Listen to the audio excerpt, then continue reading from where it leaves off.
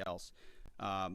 I ensured and others ensured that those who were responsible for that were eventually part of the target list. It wasn't the beginning of the effort. We were focused on missiles and launchers, and that's the focus. But ultimately, if we had the opportunity to get at those who are trying to get at Americans specifically, we would. And so we eventually had the opportunity to do that from the air.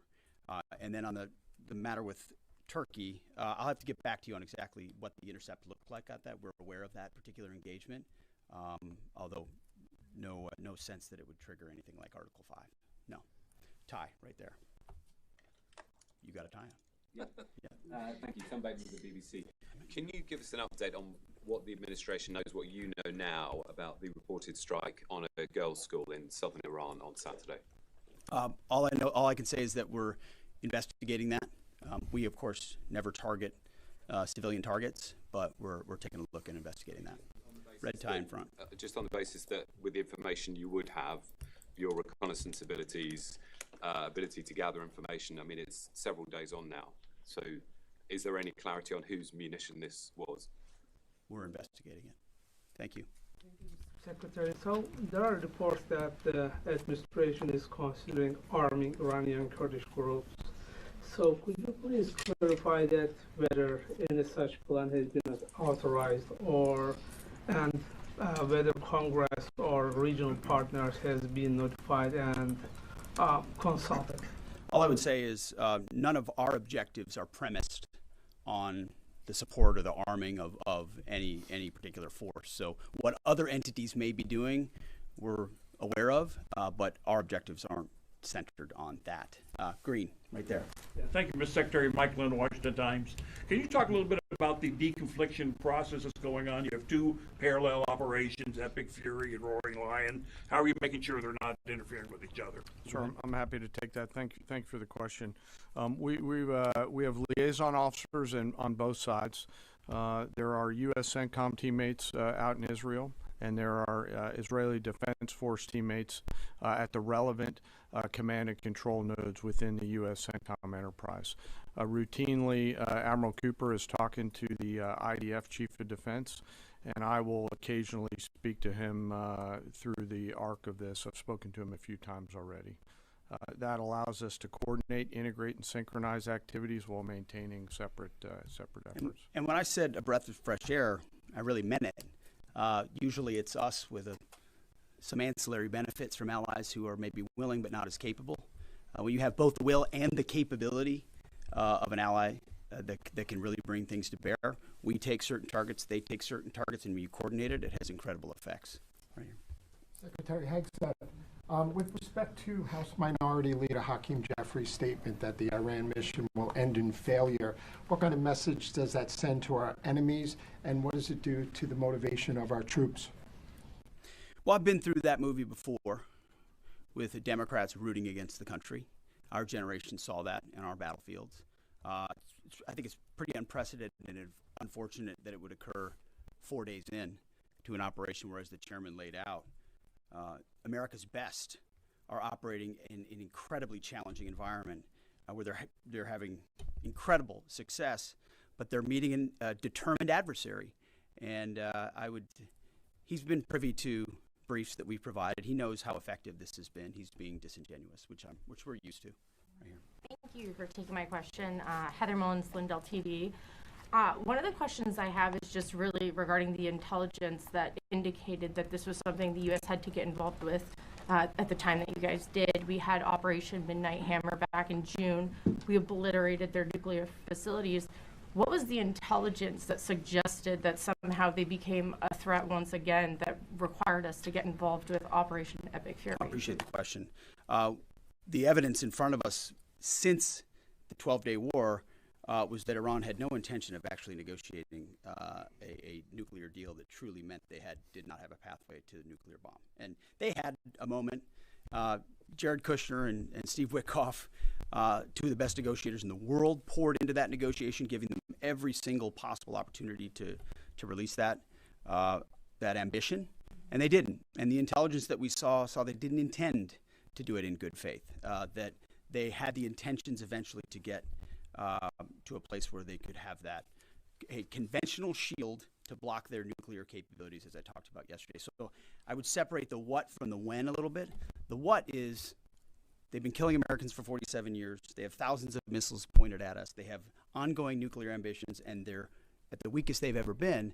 So the when became, in a particular, hey, what makes the most sense to do this to ensure that the narrow objectives we have of ensuring they never have a nuclear weapon have a maximum effect? Yes, right here.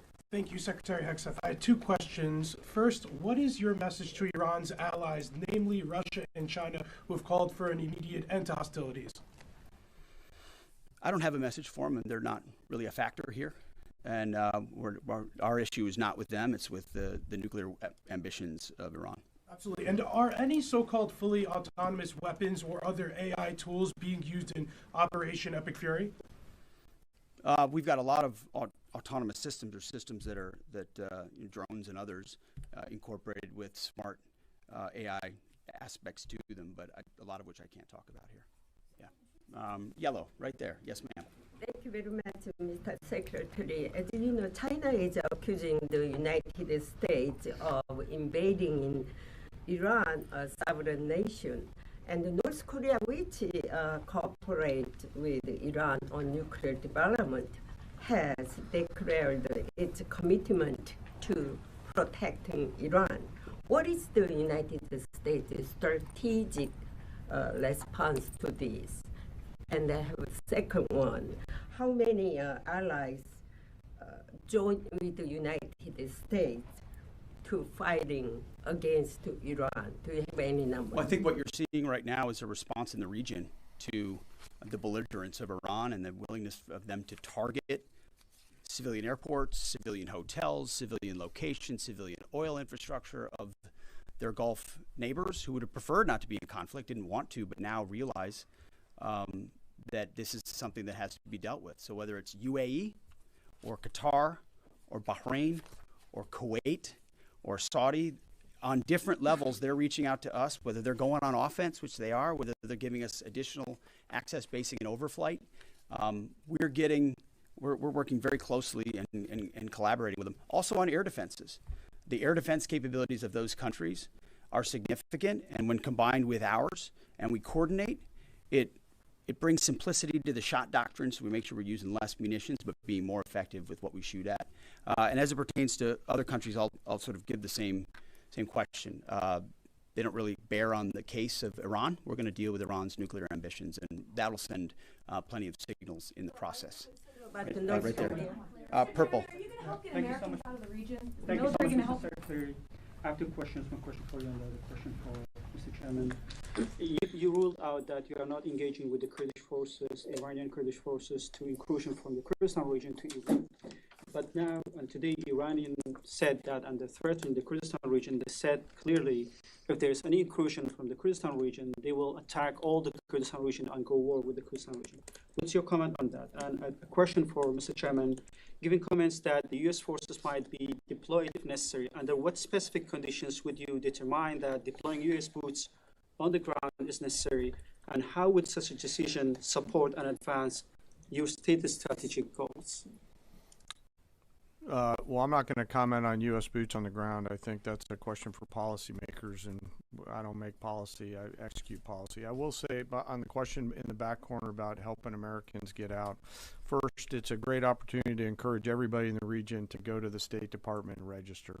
Secretary Rubio's been trying to get that word out, and I'd ask you to help us with that, to have folks register. We've also opened up space available seats as C-17s and other airplanes come in to try to help folks get out. But that's really a State Department matter. But to answer your question, that's what we've been doing. Absolutely.